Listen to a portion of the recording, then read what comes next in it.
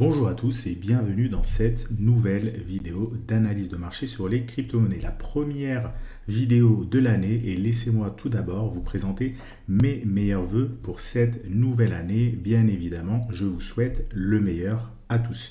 Au programme aujourd'hui, on va faire une analyse du Bitcoin.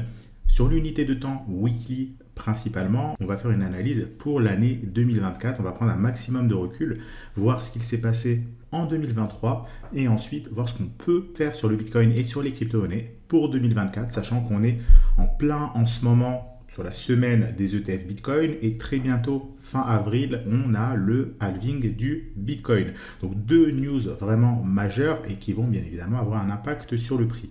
Juste avant, vous avez probablement vu sur cette chaîne YouTube que j'ai programmé un live pour ce vendredi soir. Donc, ça sera la suite du crypto marathon que j'ai fait maintenant il y a un peu plus d'un mois. J'avais fait les 3 premières parties. Là, on va faire la partie 4. On va finir la liste des crypto-monnaies. Il en restait encore quelques-unes à faire. Et ensuite, on fera un point sur le marché, le fameux live de début d'année que j'ai tendance à faire à chaque fois au mois de janvier chaque année. Ça sera l'occasion de le faire également. Donc pensez bien, si vous n'êtes pas encore abonné à cette chaîne YouTube, de vous y abonner et d'activer la cloche de notification pour être prévenu dès que le live commencera. Si vous avez des questions par rapport aux cryptos, des questions par rapport à la finance de manière générale, ça sera aussi l'occasion pour vous de me les poser en direct et j'y répondrai. Allez, c'est parti pour la vidéo du jour, analyse du Bitcoin. Vous le voyez, j'ai déjà rajouté un certain nombre d'indicateurs sur le graphique. On va commencer avec l'unité de temps weekly sans indicateurs. Donc, je vais déjà dans un premier temps enlever tous les indicateurs et on va se focaliser sur le halving. Vous le voyez sur les droites verticales à l'écran en pointillé, ce sont les différents halvings du Bitcoin. On en avait en 2012, 2016, 2020. Le prochain est dans quelques mois. Vous le voyez, on s'en approche évidemment très vite. Et l'idée, dans un premier temps, c'est déjà de voir à quoi on peut s'attendre comme hausse, comme top de marché suite à ce halving. Pour ça, on va faire de l'analyse extrêmement simple. On va juste prendre les nombres et on va essayer de voir s'il y a une corrélation. Et ensuite seulement, on va aller un petit peu plus dans le détail avec les différents indicateurs. Vous voyez par exemple que sur le halving de 2012, le Bitcoin se situait environ à 13 $. Voilà, il est monté, il a fait un top de marché à environ 10 000%. On va faire la même chose pour 2016. Pour 2016, le Bitcoin a fait un top, on va dire à environ 3000%. Donc il a divisé environ par 3, par 4 sa hausse. On fait la même chose ensuite. Vous voyez que là, on est à environ 700%. Donc il a encore environ divisé par 4 sa hausse. On est passé d'environ 3000 à environ 700. Alors là, je le fais à la louche, vous le voyez. Donc on peut se dire qu'après chaque halving, le Bitcoin a tendance à monter de moins en moins. Ça, évidemment, c'est logique. On le sait, le Bitcoin, de toute façon, plus ça va aller et moins il aura de volatilité et surtout de potentiel de hausse. On va donc tabler très simplement qu'on a un halving en moyenne tous les 4 ans et que le top du marché à chaque fois est divisé par 4. Là, on était à 700%. 700 divisé par 4, ça nous fait environ 175%. On fait 175% par rapport au prix actuel. Alors évidemment, c'est le prix actuel. On n'est pas encore à la date du halving, donc il faudrait idéalement le faire à la date du halving. Peut-être que d'ici là, d'ici au halving, le prix du Bitcoin sera 40 000, 50 000 $, 60 000, peut-être descendre même à 30 000. On verra. On va dire qu'avec le niveau de prix actuel, avec un environ 175%, ça nous ferait un Bitcoin, grosso modo, qui ferait un top du marché à 125 000 $. 125 000 $, c'est une valeur qui me paraît totalement cohérente pour un prochain top de marché. Ça fait encore quand même, vous le voyez, par rapport au prix actuel, quasiment 1 x 3. Donc c'est clairement pas négligeable du tout. Et évidemment, par rapport au point bas, ça fait quasiment 1 x 10. Donc voilà ce à quoi on peut s'attendre pour le bull market qu'on a actuellement. Ça pourrait emmener le Bitcoin jusqu'au niveau des 125 000 $, grosso modo. Ça peut être 120 000, ça peut être 130 000, ça peut même être 110 ou 140. Mais a priori, ça ne sera pas 300 000, 500 000 et plus. En tout cas, pour ce bull market-là. Donc déjà là, ça vous donne un petit ordre d'idée de ce à quoi on peut s'attendre sur le Bitcoin. On peut s'attendre à environ encore 1 x 3 par rapport au prix actuel sur le top du marché, bien évidemment. Maintenant, si sur le Bitcoin, on peut s'attendre à 1 x 3, sur les alts, on peut évidemment s'attendre à beaucoup plus. 1 x 5, 1 x 10, 1 x 30, 1 x 100, etc. En tout cas, sur le Bitcoin, ça nous laisse encore un petit peu de marge. Bien évidemment, le Bitcoin ne va pas monter en ligne droite. Il va peut-être monter, se stabiliser pendant très longtemps, comme il a pu le faire sur les années précédentes, faire un top de marché rapidement et ensuite redescendre. Donc vous le voyez, là par exemple, le top du marché, on va essayer de voir un petit peu combien de temps après le halving on l'a. Là, on l'a environ 53 bars après le halving, donc 53 semaines, donc on va dire un an. Ici, 74 bars, donc un an et demi. Ici, pareil, on a 75 bars. Donc, grosso modo, on est entre un an et un an et demi. Donc, on peut s'attendre à ce que le prix du Bitcoin atteigne son top environ, voilà, on va dire 65 bars, environ à la mi-année 2025 pour un niveau à 125 000 $. Là, vous le voyez bien, c'est une analyse quand même extrêmement simple. On prend l'halving, on regarde les hausses, les baisses, évidemment. Donc évidemment, le but, c'est pas de faire Madame Irma et d'essayer de deviner le prix précis du top du marché et à quel moment il arrivera. Parce que ça, personne ne le fait. Ce qu'il faut faire, c'est trader. Voir dès que vous avez des opportunités à la hausse, vous achetez. Et dès que le marché se met à corriger, vous revendez. C'est vraiment l'idée à avoir. Au moins, on sait à peu près vers où on se dirige. A priori, on se dirige encore sur une hausse durable du prix du Bitcoin pendant environ un an et demi. Maintenant qu'on sait tout ça, on va essayer de voir ce qu'on a eu sur les différents signaux des indicateurs que j'ai pu vous présenter il y a un an. On va voir ce que ça donnait sur 2023, parce que pour certains d'eux, j'en ai plus reparlé depuis un bon moment.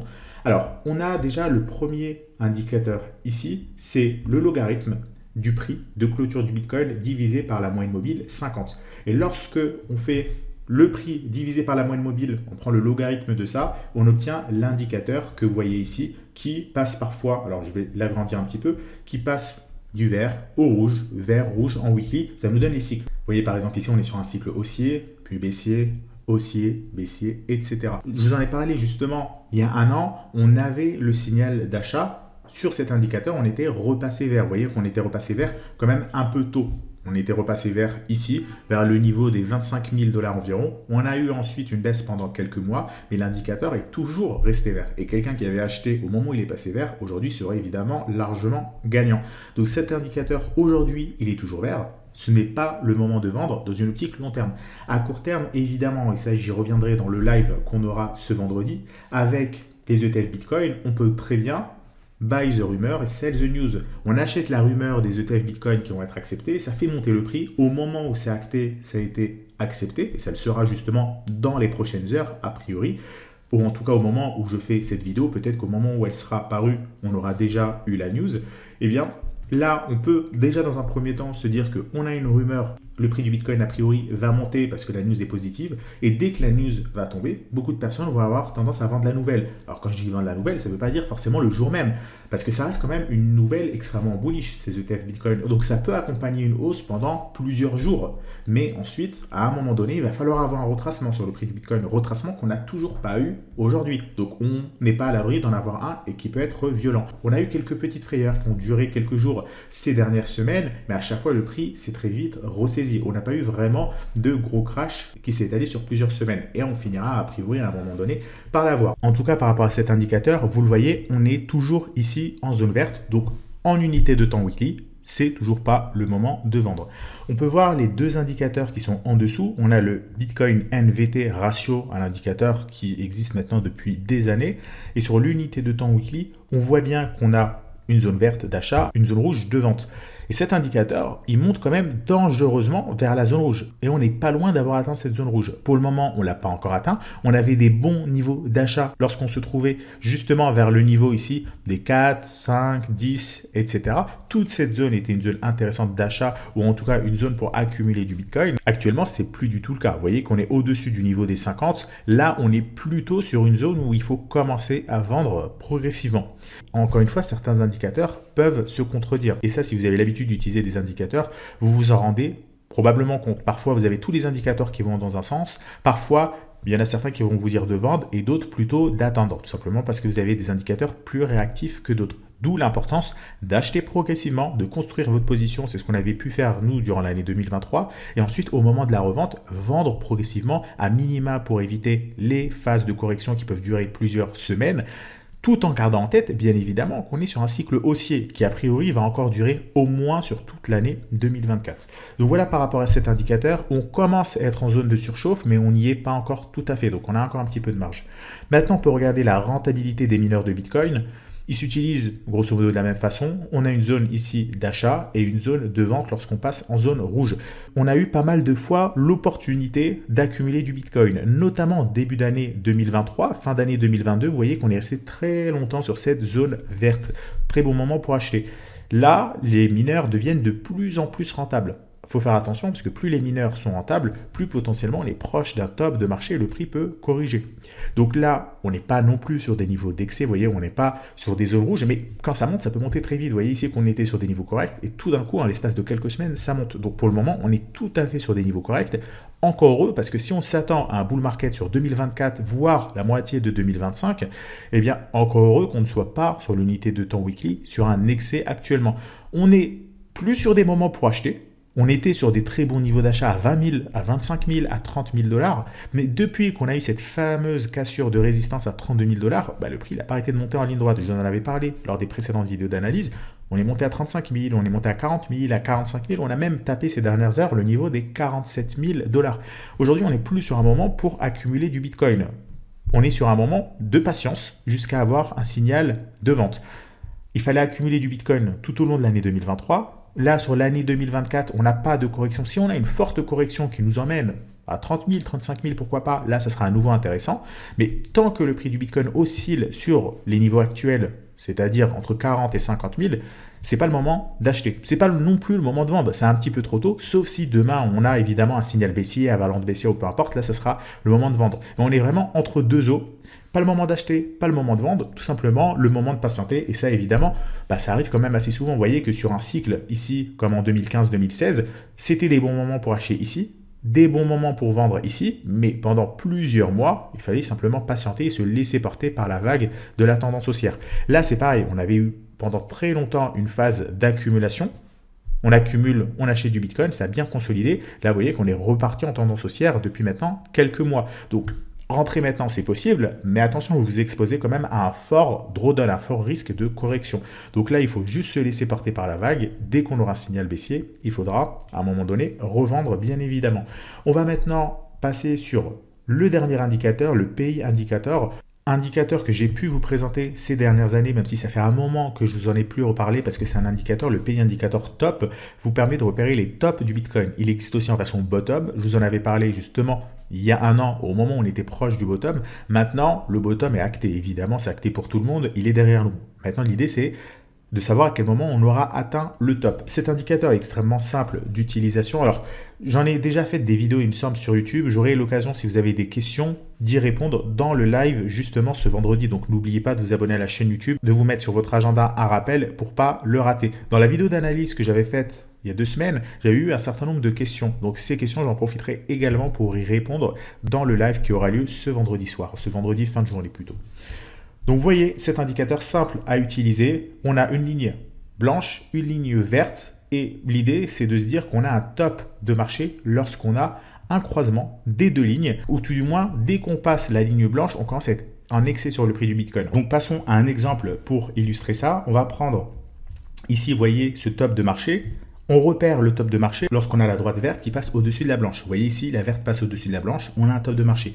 Ici, pareil, on a la verte qui passe au-dessus de la blanche, on a un top de marché.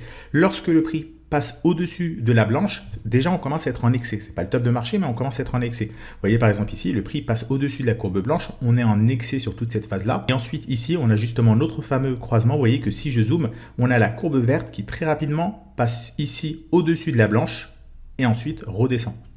On va voir ce qui s'est passé un petit peu après. Vous voyez par exemple ici sur le top de 2020-2021, le prix est en excès au-dessus de la blanche. Et ici, on a un croisement. Alors c'est difficile à voir, ou en tout cas les deux droites se collent, ça nous fait un top de marché. Hop, si on regarde maintenant ce qu'il se passe actuellement, est-ce qu'on a un excès sur le prix du Bitcoin? Non. Le prix du Bitcoin n'est même pas encore passé au-dessus de la courbe blanche. Donc il sera en excès à 60 000 $. Mais en excès, ça ne veut pas dire vendre. C'est-à-dire qu'à partir de 60 000 $, il faudra commencer à vendre. Là, comme je vous l'ai dit tout à l'heure, il ne faut rien faire. On est entre deux eaux. Il ne faut pas acheter, il ne faut plus acheter plutôt. Et il ne faut pas vendre non plus, c'est trop tôt. Ce qu'il faut, sauf si on a une correction, bien évidemment, pour ceux qui font du court terme. Mais là, je suis en unité de temps weekly, donc je m'adresse plutôt à ceux qui font du swing trading, ou en tout cas plus long que le swing trading du long terme. Donc à partir de 60 000 $, on commence à être en excès. Il faudra attendre le croisement pour vendre. Est-ce que le croisement arrivera vers le fameux niveau dont je vous parlais au début de la vidéo à 125 000 $? On verra. En tout cas, c'est assez probable étant donné qu'on a encore de la marge et le croisement, on ne devrait pas l'avoir à 60 000 $ étant donné la distance, vous voyez, entre ces deux courbes. Il faut quand même que les courbes se rapprochent, que le prix du Bitcoin monte au-dessus de la courbe blanche pour commencer à avoir un signal de top de marché. On n'y est pas du tout, hein, c'est dans plusieurs trimestres, donc a priori, on a le temps. Donc voilà par rapport à cette vidéo d'analyse. J'ai parlé uniquement aujourd'hui du Bitcoin, il y avait déjà pas mal de choses à dire là-dessus. J'en reparlerai dans le live de vendredi soir. Pensez encore une fois à noter ça dans votre agenda. Je parlerai du Bitcoin. Je ferai également l'analyse d'autres crypto-monnaies comme l'Ether ou de la market cap avec le total de Total 3. Donc pour ne pas rater la fin du crypto marathon et l'analyse complète pour 2024, ça se passe justement sur cette chaîne YouTube dans quelques jours. Je vous souhaite à tous une excellente soirée et à dans quelques jours.